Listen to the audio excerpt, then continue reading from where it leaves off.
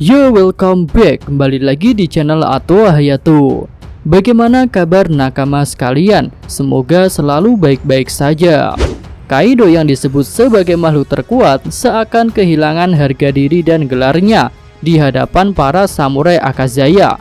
Tubuh naganya yang begitu besar tak bisa berbuat banyak ketika diserang oleh Kinemon dan rekan-rekannya. Jadi apakah kekuatan makhluk terkuat hanya sebatas ini? Itu adalah pertanyaan besar yang menunggu untuk dijawab. Dan untuk mencari sedikit jawaban tentang hal itu, mari kita mulai pembahasan chapter 992. Kita mulai dari bagian cover majalah Weekly Shonen Jump kali ini, di mana memperlihatkan coloring resmi dari karakter Yamato. Di sini Yamato digambarkan memiliki rambut putih dan tanduk berwarna merah. Untuk bagian rambut kami tak bisa berkomentar banyak, tapi bagian tanduk merahnya cukup menarik perhatian kami. Jika kita perhatikan, Kaido memiliki tanduk berwarna putih, sedangkan para gifters memiliki tanduk berwarna hitam. Dan beberapa kroco Kaido yang lain ada juga yang memiliki tanduk putih tapi kecil. Jadi mengapa Yamato malah memiliki tanduk berwarna merah? Ya, tentu ini adalah misteri baru yang ingin disampaikan Bang Oda. Dan tentu jawaban mudah untuk mencoba memecahkan misteri ini adalah tanduk merah Yamato merupakan keturunan dari ibunya. Namun hal itu juga belum pasti. Mungkin Bang Oda memiliki jawaban lain yang belum terfikirkan oleh kita saat ini. Oke, selanjutnya kita langsung masuk ke dalam cerita. Di bagian awal chapter ini memperlihatkan keadaan di pintu masuk Onigashima, di mana Big Mom akhirnya bertemu dengan Marco dan Perospero. Di sini mereka tampak santai berbincang. Bahkan Big Mom yang tadinya berapi-api karena kelompok topi jerami kini jadi berkepala dingin. Secara garis besar mereka membicarakan tentang aliansi Big Mom Kaido. Marco dan Perospero membujuk Big Mom untuk membatalkan aliansinya agar Big Mom bisa mengambil keuntungan untuk menjatuhkan Kaido saat ini. Namun Big Mom menolak hal itu. Dia terlihat masih setia kepada Kaido untuk mempertahankan aliansinya. Bahkan Big Mom yang mulai tak nyaman dengan bujukan Perospero terlihat mulai bertindak tegas. Perospero pun dengan berat hati menerima keputusan Big Mom. Namun dapat kita lihat jika Perospero belum ikhlas menerima hal itu sepenuhnya.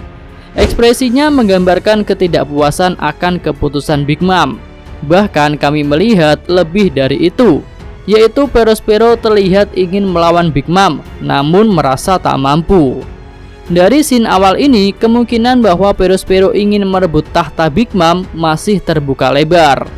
Lalu selain Perospero tentu ada satu orang lagi yang merasa tak puas. Dia adalah Marco. Namun Big Mom langsung menekan Marco dengan beberapa pertanyaan, mulai dari alasannya bergabung dengan Luffy hingga nasib sisa-sisa bajak laut Shirohige.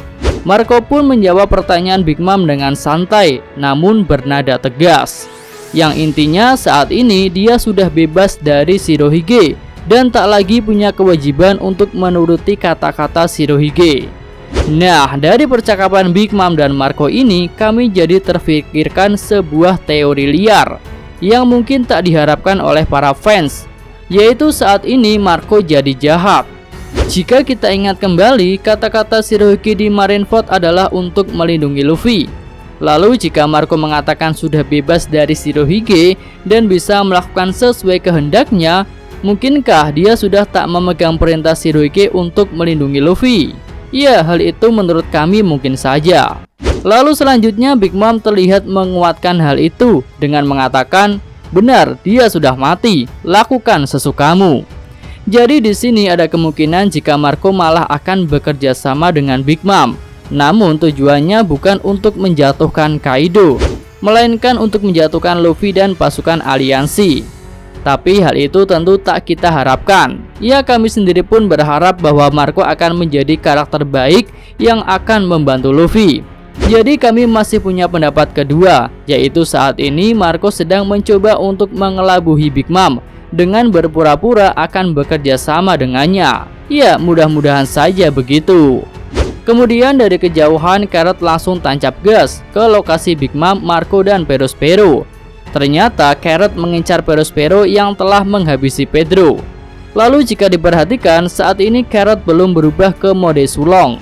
Jadi bisa disimpulkan bahwa suku Ming tak otomatis berubah ke wujud sulong ketika malam bulan purnama tiba. Mereka harus menatap bulan purnama itu agar bisa berubah. Tapi kami berharap jika Carrot tak memulai pertarungan di tempat itu, karena selain bisa mengacaukan rencananya Marco, nyawanya juga dalam bahaya karena di sana ada Big Mom. Oke, kita tinggalkan gerombolannya Big Mom dan beralih ke bagian dalam kastil. Di sini ada dua kelompok yang sedang berlari. Pertama, Luffy yang kemungkinan besar masih didampingi Sanji. Lalu yang kedua adalah Yamato yang sedang mengejar Momonosuke dan Shinobu. Kemudian scene kembali berganti. Kali ini ada adegan santai di Onigashima yang bertolak belakang dengan kerusuhan yang sedang terjadi, yaitu ada Black Maria yang sedang menyanyikan lagu bersama beberapa anak buahnya. Tentu secara spontan sebagian besar dari kita akan mengamati lirik lagu yang dinyanyikan oleh Black Maria, karena di sini dituliskan dengan jelas dan seolah memiliki hubungan dengan situasi yang sedang terjadi.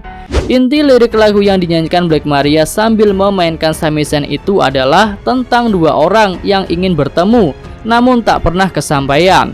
Hingga akhirnya di bawah cahaya bulan yang bersalju mereka dipertemukan. Kira-kira apa arti lirik itu? Mari coba kita analisis. Pertama, mengenai malam yang diterangi cahaya bulan dan bersalju. Mungkinkah yang dimaksud Black Maria adalah malam ini, di mana bulan bercahaya terang dan juga turun salju? Lalu kira-kira siapa dua orang yang ingin bertemu dan akhirnya dipertemukan pada malam ini? Sekilas kami jadi teringat kisah Kiku dan Izo. Mereka sudah lama terpisah dan akhirnya kembali bertemu malam ini. Lalu apakah Black Maria punya hubungan dengan Kiku dan Izo? Entahlah, belum ada petunjuk mengenai hal itu.